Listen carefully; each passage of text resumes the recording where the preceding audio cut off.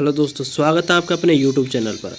आज मैं जो है जनगणना वाला टॉपिक करवाने वाला हूं, जिसमें जो है जनगणना के सारे जितने भी आज तक क्वेश्चन आए हैं, जितने मोस्ट इम्पोर्टेंट जितने क्वेश्चंस है वो इसमें मैं सारे कवर किए हैं। ठीक है, और अंत तक मतलब आपको वीडियो देखनी है सिर्फ।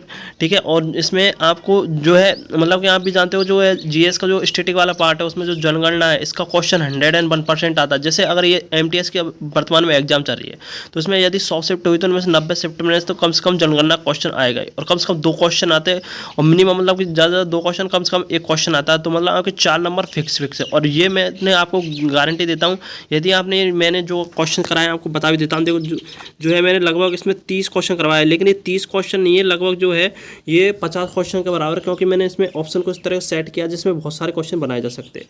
ठीक है, मैंने इसमें डाटा भी बहुत अपडेटेड, पूरा डाटा एकदम एक्यूरेट एवं अपडेटेड लिया है। ठीक है, तो आपको घबराने की जरूरत नहीं, बस वीडियो को लास्ट तक देखना है। ठीक है, और आपको पता चल, और मैं जो है जितने भी जो जीएस के देखो अपन को जो है जैसे एमटीएस वाली एग्जाम, तो इसमें जो है जीएस और इंग्लिश ये जो है आपको मेरिट लिस्ट में निर्धारित करेगी, मतलब आपका नाम।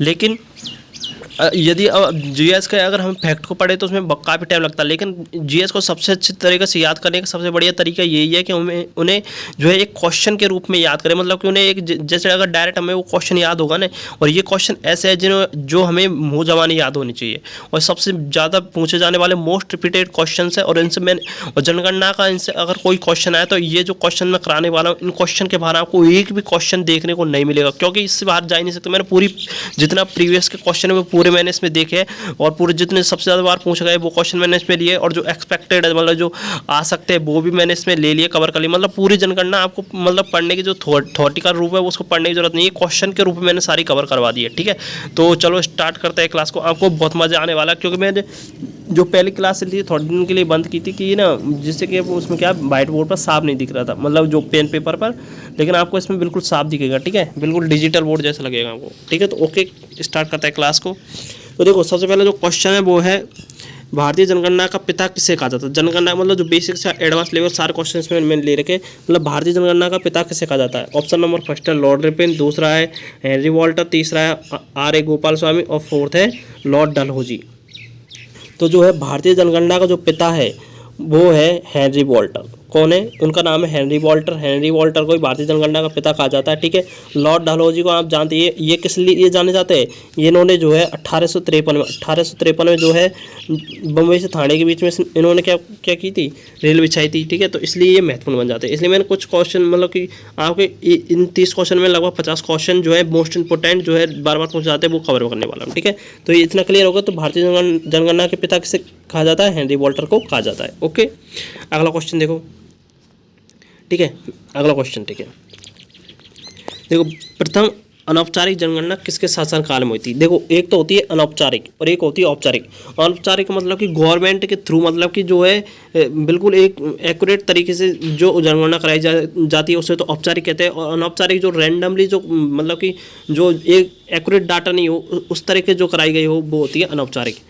तो जो है अनौपचारिक जो प्रथम अनौपचारिक जनगणना है वो लॉर्ड रिपन के, ऑप्शन फर्स्ट है लॉर्ड मियो, सेकंड है लॉर्ड रिपन, थर्ड है लॉर्ड डलहौजी, और फोर्थ है डॉक्टर सर्वपल्ली राधाकृष्णन। तो जो है अनौपचारिक जो जनगणना है वो लॉर्ड रिपन के शासनकाल में कराई गई थी। किसके शासनकाल में कराई गई थी, लॉर्ड रिपन के शासनकाल में। और कब कराई गई थी, ये डेट भी आपको ध्यान रखनी है, 1872 में। कब, 1872 में। आप इनका स्क्रीनशॉट भी ले सकते हो। ठीक है, 1872 में कराई गई थी। ठीक है, 1872 में ये कराई गई थी। और अगर हम नियमित की बात करें तो नियमित किसने करवाई थी।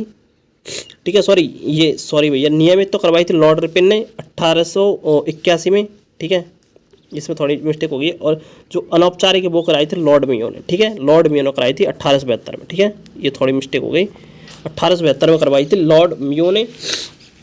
ठीक है, और जो औपचारिक जनगणना है इसका क्वेश्चन भी है औपचारिक जनगणना, और ये कौन सी औपचारिक है और ये कौन सी अनौपचारिक है। तो जो अनौपचारिक, इसमें अपन से क्या पूछा इन्होंने, अनौपचारिक पूछा। तो अनौपचारिक जनगणना किसने करवाई थी, लॉर्ड मियो ने कराई थी 1872 में। और औपचारिक मतलब कि जो गवर्नमेंट के थ्रू एकदम एक्यूरेट डाटा के साथ, वो किसने करवाई थी, वो करवाई थी लॉर्ड रिपन ने। ठीक है, 1872 में। तो इसका जो उत्तर है अनौपचारिक वाले का वो है फर्स्ट नंबर का लॉर्ड मियो। ठीक है, अगला क्वेश्चन देखो, जनगणना किस अनुच्छेद के अंतर्गत आती है। मतलब कि जो हमारे जो भारतीय संविधान है, कॉन्स्टिट्यूशन है, उसके किस आर्टिकल के तहत जो है जनगणना कराई जाती है, मतलब किस आर्टिकल के अंतर्गत आती है। 243, 246, आर्टिकल 239, आर्टिकल 251। तो जो है जनगणना जो है जनगणना जो है आर्टिकल 246 के अंतर्गत आती है। ठीक है, ये भी याद रखना, बहुत इंपॉर्टेंट क्वेश्चन है कि जनगणना किस अनुच्छेद के अंतर्गत आती है। ठीक है, तो अगला क्वेश्चन देखो। अगला क्वेश्चन है कि प्रथम जो है औपचारिक, पहले अनौपचारिक वाली तो मैंने आपको बता ही दी है। ये देखो औपचारिक वाला तो ये हो गया, अनौपचारिक वाला इसमें इसका ऑप्शन इसका उत्तर क्या था, लॉर्ड मेयो।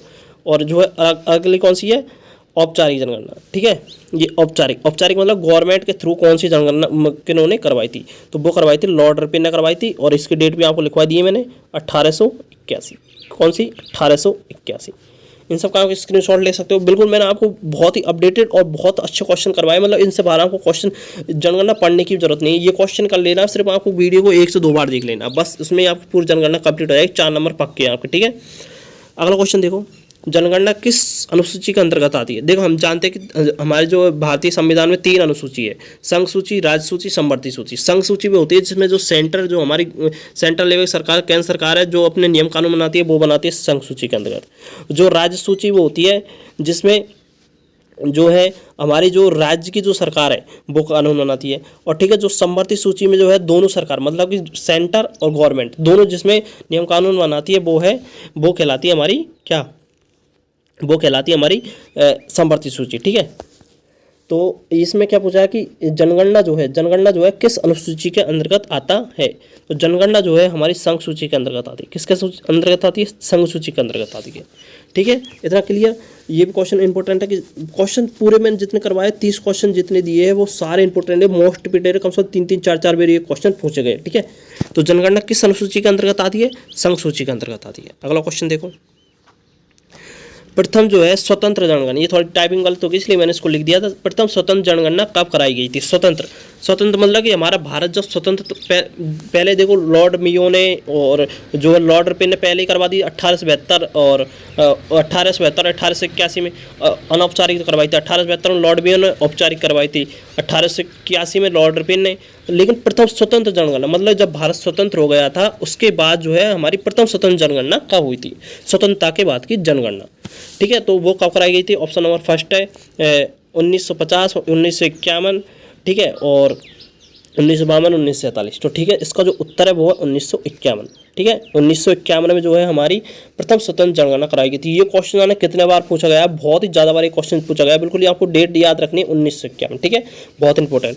और ये भी क्वेश्चन बहुत इंपॉर्टेंट है। अगला देखो, भारत में प्रथम रजिस्ट्रार जनरल और सेंसस कमीशनर कौन थे। ये क्वेश्चन भी बन सकता है एक, तो ये मतलब ये क्वेश्चन तो है। और एक ये क्वेश्चन भी बन सकता है कि जो है जनगणना हमारे कौन करवाता है, मतलब किस, इसका जो मुख्य जो अधिकारी होता है वो कौन करवाता है, इसको कंडक्ट कौन करवाता है, तो वो होता है registrar general of census commissioner. कौन होता है वो, registrar general of census commissioner वो होता है। ठीक है, वो करवाता है हमारी जनगणना को। तो इसमें मतलब कि जो भारत के प्रथम रजिस्ट्रार जनरल और सेंसस कमिश्नर कौन थे, lord Ripon, lord Dalhousie, lord R.A. Gopal Swami, C.M. Chandramouli. तो जो इसके जो उत्तर है वो है R.A.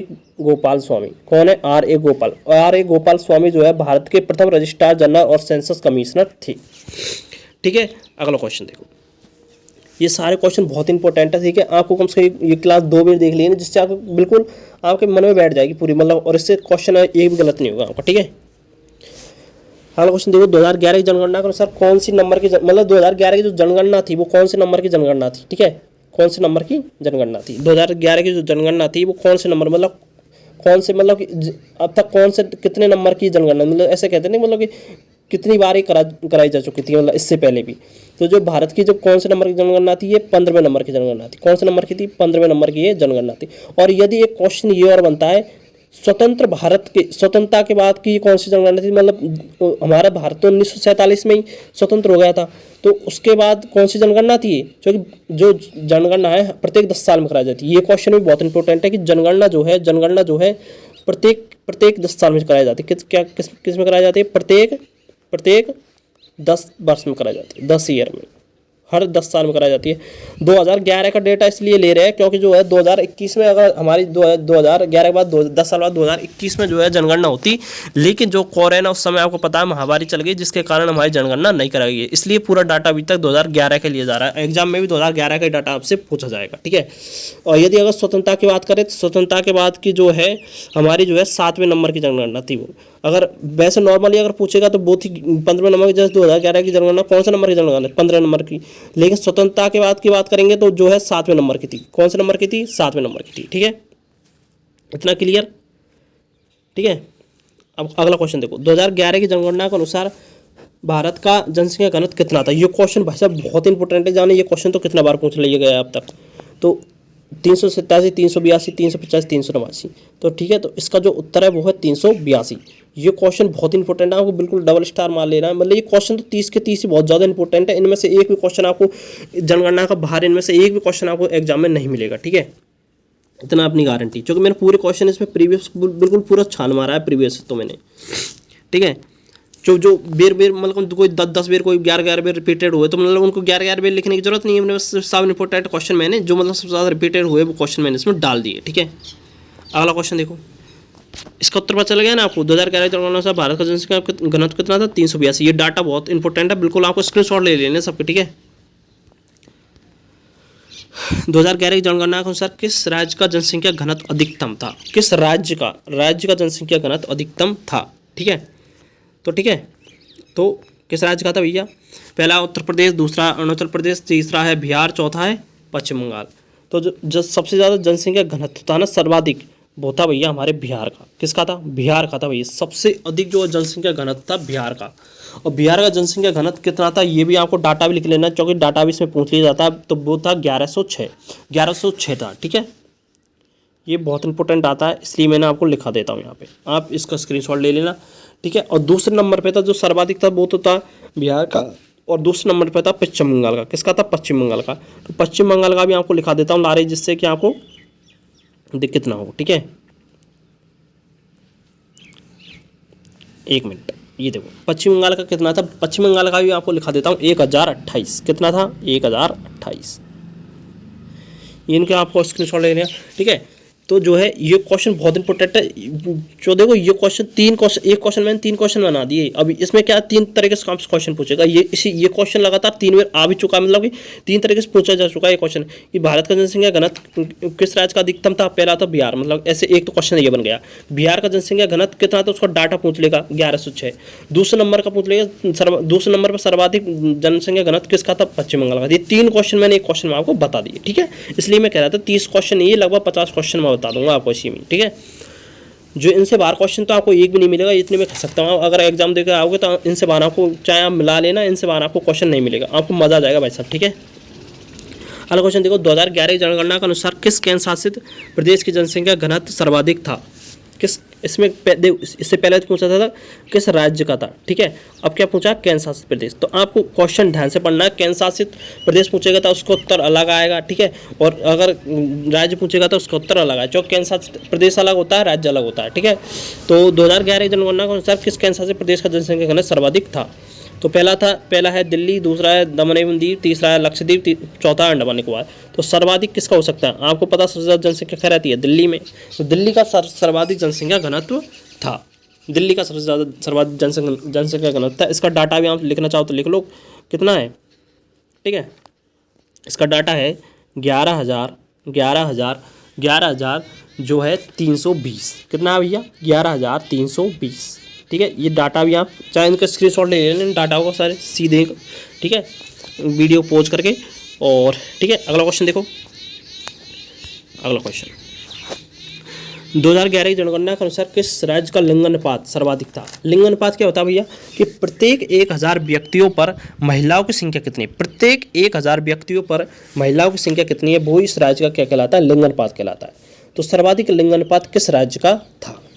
तो सर्वाधिक जो लिंगानुपात है, ये क्वेश्चन भी बहुत इंपॉर्टेंट क्वेश्चन है। ठीक है, तो इस क्वेश्चन को भी आपको देखना है। तो इसका ऑप्शन फर्स्ट है हरियाणा, सेकंड है जम्मू एंड कश्मीर, थर्ड है केरल और फोर्थ है तमिलनाडु। तो ठीक है, तो इसका जो उत्तर है वो है केरल। क्या है भाई इसका उत्तर? इसका जो उत्तर है वो है केरल। ठीक है, इतना क्लियर? ये बहुत इंपॉर्टेंट क्वेश्चन है, सर्वाधिक लिंगानुपात किस राज्य का था। अब इसमें देखो, इसमें पूछा राज्य का था। अगला क्वेश्चन देखो, इसमें पूछेगा ये केंद्र शासित प्रदेश का भी आएगा आपके सामने है। ठीक है, तो सर्वाधिक जो लिंगानुपात किस राज्य का था? केरल का था। अगला क्वेश्चन देखो, 2011 की जनगणना के अनुसार बच्चों का लिंगानुपात किसका? बच्चों का। वो तो था पुरुष और महिला दोनों का, मतलब वो मिला के। और ये पूछ रहा बच्चों का लिंगानुपात सर्वाधिक किस राज्य का था। तो बच्चों का जो सर्वाधिक लिंगानुपात था वो था ये क्वेश्चन भी बहुत इंपॉर्टेंट क्वेश्चन है, ठीक है। तो इन सभी को आपको स्क्रीनशॉट ले लेना है, या मैं आपको इनकी पीडीएफ भी डाल दूँगा, ठीक है, कोई दिक्कत नहीं है। तो सर्वाधिक लिंगानुपात किस राज्य का था? अरुणाचल प्रदेश का था। किसका था? अरुणाचल प्रदेश। ये क्वेश्चन भी जाने कितनी बार पूछा गया है, तो इसका डेटा भी आपको याद रखना है। इसका डेटा भी, क्योंकि जो इंपॉर्टेंट डेटा मैं आपको लिखा दूंगा, जो इंपॉर्टेंट नहीं है वो आपको मैं नहीं लिखाऊंगा, ठीक है। 912 कितना है? 912, ठीक है, इतना क्लियर, ठीक है। अगला क्वेश्चन देखो, प्रथम जो है आर्थिक जनगणना कब कराई गई थी? आर्थिक यानी मतलब धन संबंध, वो धन अपने जो धन की, मतलब हमारे भारत में कितना धन है, मतलब कि हमारे जनता के पास कितना धन है, उसकी जनगणना कब कराई गई थी? 1975, 1977, 1978, 1991। तो प्रथम जो आर्थिक जनगणना, ये क्वेश्चन ये मतलब मैंने आपसे पहले कह दिया, पूरे जितने क्वेश्चन मैं करा रहा हूँ पूरे बहुत इंपॉर्टेंट है। मतलब ये आपको बिल्कुल अगर नींद में पूछे ना तो नींद में भी याद होने चाहिए आपको, मतलब मुँह जबानी बिल्कुल। तो प्रथम आर्थिक जो जनगणना है वो 1977 में कराई गई थी। कब कराई गई थी? 1977 कराई गई थी। बहुत इंपॉर्टेंट डाटा है ये भी, ठीक है, ये भी आपको याद करना है, ठीक है। 2011 की जनगणना के अनुसार सर्वाधिक साक्षरता दर किस राज्य का था? सर्वाधिक साक्षरता दर मतलब कि किस राज्य के लोग सर्वाधिक पढ़े लिखे थे, किस राज्य के लोग जो है सर्वाधिक पढ़े लिखे थे। सर्वाधिक साक्षरता दर वो होता है, मतलब इसमें महिला पुरुष बच्चे सबों को मिलाकर उस राज्य के जो उस राज्य में निवास करने वाले व्यक्ति कितने पढ़े लिखे हैं। तो उनमें सबसे ज़्यादा पढ़े लिखे कौन थे? ऑप्शन नंबर फर्स्ट देखो, केरल, दूसरे नंबर पर है मिजोरम, तीसरे नंबर पर है उत्तर प्रदेश और चौथे नंबर पर मध्य प्रदेश। तो सर्वाधिक जो साक्षरता दर था वो था केरल का भाई साहब। और इसका डाटा भी आपको याद रखना, बहुत इंपॉर्टेंट डाटा है इसका। 94%। कितना था भाई साहब इसका साक्षरता? मतलब यदि 100 व्यक्ति रहते थे तो केरल में, तो उनमें से 94 व्यक्ति जो है पढ़े लिखे थे, ठीक है। इसका मतलब ये है, मतलब 94% आप देख सकते हो, मतलब कि पूरे केरल माने तो मतलब 6% को छोड़कर सारे लोग पढ़े लिखे थे, ठीक है। और दूसरे नंबर पर अगर बात करें तो मतलब दूसरे नंबर पर आता था मिजोरम, ठीक है, ये भी मैंने लिख दिया आपको दूसरे नंबर पर। पहले नंबर पर तो आता है केरल, ठीक है, दूसरे नंबर पर आता है मिजोरम। इसका भी आपको डाटा लिखा देता हूँ, चाहे आपको मैं 91.3%, ठीक है, कितना है? 91.3%, ये दूसरे नंबर पे था, ठीक है। ओके, इतना क्लियर। अगला क्वेश्चन देखो, 2011 की जनगणना के अनुसार न्यूनतम साक्षरता दर किस राज्य की थी? अधिकतम तो आपको बता दी मैंने, केरल की थी। अब न्यूनतम साक्षरता दर मतलब किस राज्य में जो है पढ़े लिखे लोग बहुत कम थे। तो आपको ऑप्शन देखना है कौन सा है। पहला देखो बिहार, दूसरा अरुणाचल प्रदेश, तीसरा है केरल, चौथा मिजोरम। तो इसका जो उत्तर है वो है बिहार। क्या है भैया इसका उत्तर? इसका उत्तर है भैया बिहार, ठीक है, इसका उत्तर है भैया बिहार, ठीक है। और बिहार का जो है साक्षरता दर कितना था ये भी आपको लिखना है। इसके डाटा जो मैक्सिमम है, कम से कम जो मैक्सिमम है और जो मिनिमम है, इनके डाटा तो आपको लिखने ही लिखने, ठीक है। 61.8%। कितना था भाई? 61.8%। ये बहुत इंपॉर्टेंट डाटा भाई, ये भी आपसे डायरेक्ट एग्जाम में डाटा ही पूछ लिया जाता कभी सभी। तो इस देखो मैंने एक क्वेश्चन में आपको कितने उनके डाटा के क्वेश्चन भी करा दिए, उसके राज्य के क्वेश्चन करवा दिए। मतलब मैंने आपसे पहले कहा था जो 30 क्वेश्चन है लगभग 50 क्वेश्चन के बराबर है। मैं चाहता था इन्हें 50 क्वेश्चन भी करा देता, लेकिन जो है आपकी वीडियो बहुत बड़ी बन जाती, लंबी बन जाती, और जिसको आपको देखने में मज़ा नहीं आता, मज़ा भी आता तो, लेकिन जो एग्जाम टाइम पर सबसे कम टाइम में जो रिविजन, मेन मेरा मकसद यही है कि एग्जाम टाइम पर सबसे कम समय में आपको रिवीजन हो जाए, बस सबसे बड़ी बात यही है, ठीक है। अगला क्वेश्चन देखो, 2011 की जनगणना के अनुसार किस केंद्र शासित प्रदेश की साक्षरता दर सबसे अधिक थी?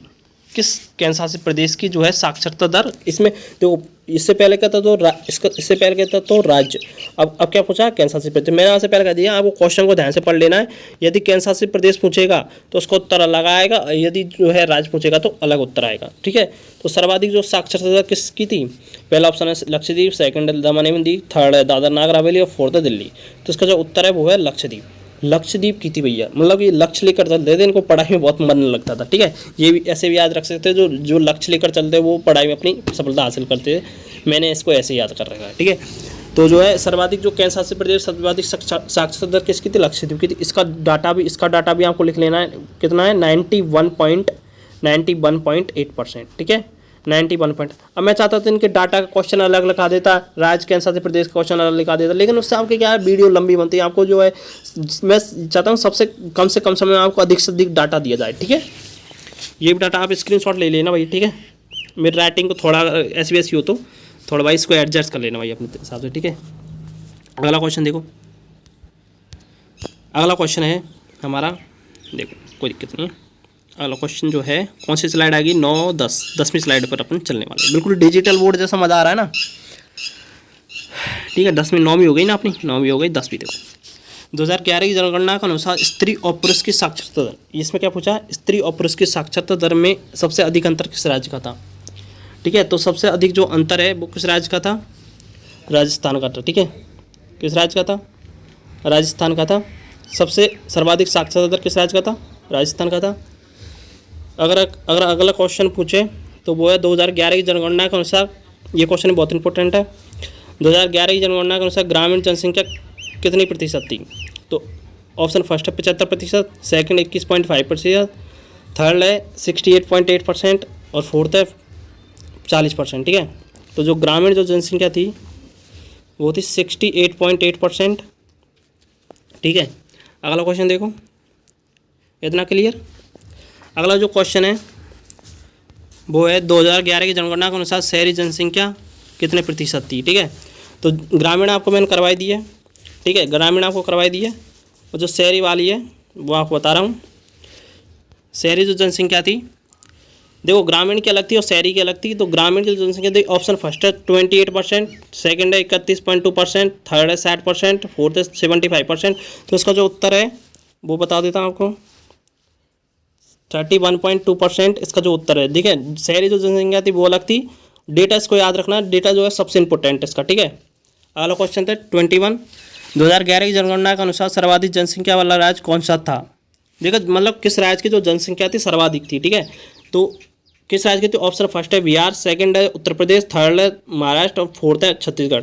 तो इसमें जो है सबसे टॉप पे था, जो मतलब सबसे सर्वाधिक जो जनसंख्या थी वो थी उत्तर प्रदेश की। कितनी थी 2011 की जनगणना के अनुसार, 20 करोड़ थी। कितनी थी भैया, 20 करोड़ थी। सबसे ज़्यादा जनगणना किसकी थी, 20 करोड़ मतलब उत्तर प्रदेश की। दूसरे नंबर पे जो था वो था हमारा महाराष्ट्र, 11 करोड़ पर। कितने पर था, महाराष्ट्र था 11 करोड़ पर। ठीक है, अगला जो क्वेश्चन है, इतना क्लियर। ये सारे क्वेश्चन मैं आपको 30 क्वेश्चन करवाने वाला हूँ, सारे इंपॉर्टेंट क्वेश्चन है। ठीक है, अगला क्वेश्चन देखो, 2011 की जनगणना के अनुसार न्यूनतम जनसंख्या किस राज्य की थी। मतलब कि अधिकतम मैंने आपको करवाई दी है कि मतलब जो अधिकतम जो उत्तर प्रदेश की है, सेकंड पे जो महाराष्ट्र और थर्ड पे आपको ये बता देता हूँ मैं, थर्ड पे कौन सा था, थर्ड पे था बिहार। ठीक है, इसको एक सेकंड, थर्ड पे था बिहार। इसकी जनसंख्या भी बता देता हूँ आपको, इसको डाटा लिखा था 10 करोड़। कितनी थी, 10 करोड़ थी 2011 में। ठीक है, अगला क्वेश्चन देखो, 2011 जनगणना के अनुसार जो न्यूनतम जनसंख्या किस राज्य की थी। तो जो सबसे कम जनसंख्या थी, ऑप्शन देखो 4 है कि पहला था Sikkim, second Mizoram, third Bihar, fourth Rajasthan. ठीक है, तो सबसे कम जनसंख्या किस राज्य की थी, सिक्किम की थी भैया। किसकी थी, आपको इसका डाटा लिखा देता हूँ मैं आपको। ठीक है, सिक्किम की थी सबसे कम। अरे यार, सबसे कम जो है सिक्किम की थी। कितनी थी, 6 लाख थी। कितनी थी भैया, 6 लाख थी, 6 लाख थी। ठीक है, और दूसरे पर जो अगर बात करें तो उसकी थी मिजोरम की, और सबसे अधिक तो आपको मैंने पहले बता दिया, मतलब सबसे अधिक थी महाराष्ट्र उत्तर प्रदेश की 20 करोड़, और सबसे कम थी सिक्किम की। कितनी थी, 6 लाख। ठीक है, अगला क्वेश्चन देखो, 2011 की जनगणना के अनुसार सर्वाधिक जनसंख्या किस केंद्र शासित प्रदेश की थी। अब देखो मैंने आपको पहले बता दी, राज्य का अगर राज्य का क्वेश्चन पूछेगा तो उसका उत्तर अलग आने वाला है, अगर केंद्र शासित प्रदेश का क्वेश्चन पूछेगा तो उसका उत्तर अलग आने वाला है। ठीक है, तो ठीक है, तो इसका ऑप्शन देखो, दिल्ली, फर्स्ट है दिल्ली, सेकंड है मेघालय, थर्ड है अरुणाचल प्रदेश और फोर्थ है लक्षद्वीप। ठीक है, तो सर्वाधिक जो है क्या पूछा है इसमें, जनगणना सर्वाधिक जनसंख्या। ठीक है, सर्वाधिक जनसंख्या आपको पता है, सबसे अधिक जो जनसंख्या किस राज्य में रहती है, किस केंद्र शासित प्रदेश में रहती है, दिल्ली में। सर्वाधिक जनसंख्या किस केंद्र शासित प्रदेश में है, दिल्ली में। ठीक है, अगला क्वेश्चन देखो, 2011 की जनगणना के अनुसार किस राज्य की जनसंख्या घाटा, मतलब किस, मैंने सर्वाधिक जो जनसंख्या घाटा किस राज्य में आया था 2011 के अंतर्गत। ठीक है, तो आपको मैं बता भी देता हूँ, जो है नागालैंड में आया था। और इसका उत्तर बताता हूँ, नागालैंड में आया था। उस समय महामारी आ गई थी 1921 में। ठीक है, 19, और इसका डाटा बहुत इंपॉर्टेंट है, माइनस कितना पहुँच गई थी, माइनस 0.6%। कितनी थी, माइनस 0.6% थी। और ये किस साल हुआ था, इस साल 1921 में जो है महामारी आने के कारण ये सब हुआ था। ठीक है,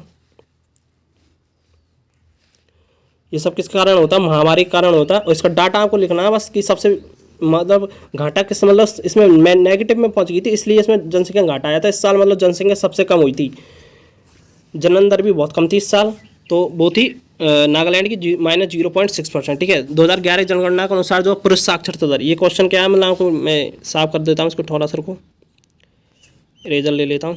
ठीक है, इसको साफ कर देता हूँ, ठीक है। अब क्वेश्चन साफ दिख रहा है।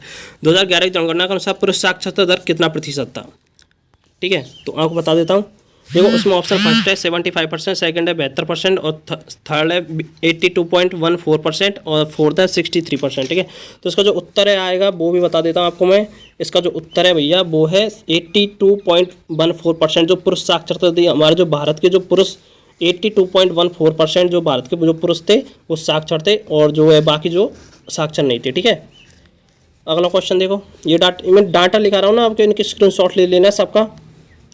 2011 की जनगणना के अनुसार महिला साक्षरता दर कितना था, मतलब पुरुष वाला था, आपको मैंने लिखा दिया, देखो ये लिखा दिया मैंने कितना था 82.14%। और जो अगला जो है महिला पूछा है इसमें, ठीक है। तो आपको क्वेश्चन को ध्यान से देख लेना है कि महिला पूछ रहा है आपसे या पुरुष पूछ रहा है, ठीक है। तो इसमें पूछा आपसे महिला, तो महिला का जो डाटा था वो था 65.46%, ठीक है। मतलब 65.46% जो है हमारी भारत की जो महिला है वो कितनी थी, क्या थी, साक्षर थी, ठीक है। अगला क्वेश्चन देखो, 3 क्वेश्चन और बच रहे हैं बस, 30 क्वेश्चन, 27वें नंबर क्वेश्चन है। 2011 की जनगणना के अनुसार पुरुष और महिला साक्षरता दर में अंतर कितना था, मतलब कि जो है हमारे पुरुष और महिला की जो साक्षरता दर थी उसमें जो डिफरेंस था वो कितना था, ठीक है।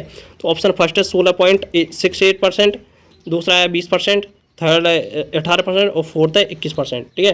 तो इसका जो उत्तर है वो आपको ध्यान रखना है, इसका डेटा बहुत इंपॉर्टेंट है, वो है कितना 16.68%, ठीक है। तो ये आपको स्क्रीनशॉट ले लेना है, ये बहुत इंपॉर्टेंट है, ठीक है। अगला क्वेश्चन देखो, 2011 की जनगणना के अनुसार उच्चतम जन्म दर किस राज्य की थी, मतलब कि किस राज्य में जो है बच्चे जो सबसे अधिक पैदा हो रहे थे। तो ऑप्शन फर्स्ट है उत्तर प्रदेश, सेकंड है बिहार, थर्ड है राजस्थान और फोर्थ है मध्य प्रदेश।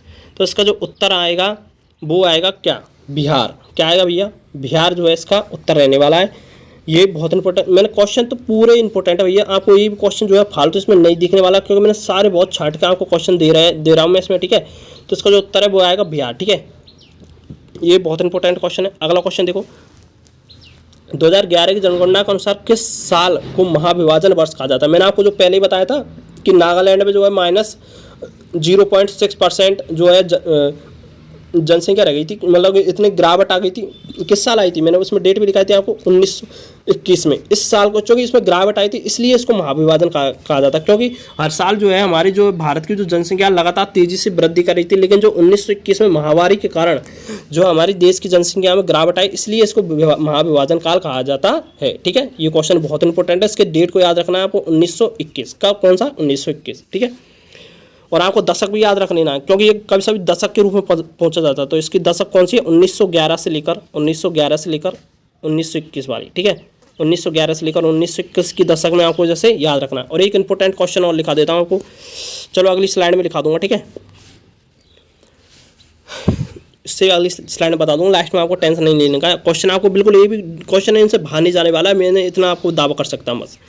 2011 की जनगणना के अनुसार भारत की जनसंख्या विश्व की जनसंख्या कितना प्रतिशत, मतलब जो हमारे भारत की टोटल जनसंख्या थी, हमारी विश्व की जनसंख्या कितना प्रतिशत थी। ऑप्शन फर्स्ट है 20%, सेकंड है 17.5%, थर्ड है 16%, फोर्थ है 19.5%, ठीक है।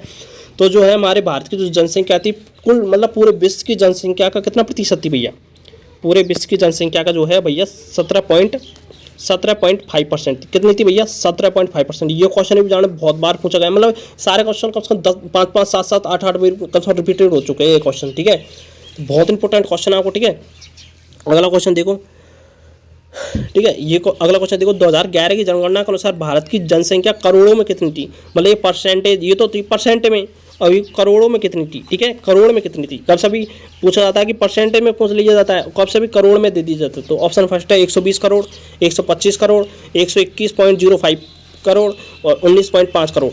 तो इसका जो उत्तर रहने वाला है वो भी आपको बता देता हूँ मैं, ठीक है। तो 121.05 करोड़ जो है भारत की जनसंख्या थी, कितनी थी, 121.05 करोड़ थी, ठीक है। ये बहुत इंपॉर्टेंट क्वेश्चन है, ये डाटा एक क्वेश्चन इसमें फालतू नहीं, पूरे क्वेश्चन बहुत इंपॉर्टेंट है, ठीक है। और वो एक क्वेश्चन रह रहा है, कौन सा, मैं उसको लिखा देता हूँ आपको जो, ठीक है, लास्ट के स्लाइड में, कोई दिक्कत नहीं है। वो ये भी इंपॉर्टेंट है इसके लिए, क्योंकि सर्वाधिक दशक ऐसे पूछा जाता है कि भारत की, आपको लिख लेना है चाहे क्वेश्चन भारत की, ऐसे मैं लिख देता हूँ चाहे एक सेकंड के लिए, मतलब कि सर्वाधिक वृद्धि किस दशक में हुई थी, सर्वाधिक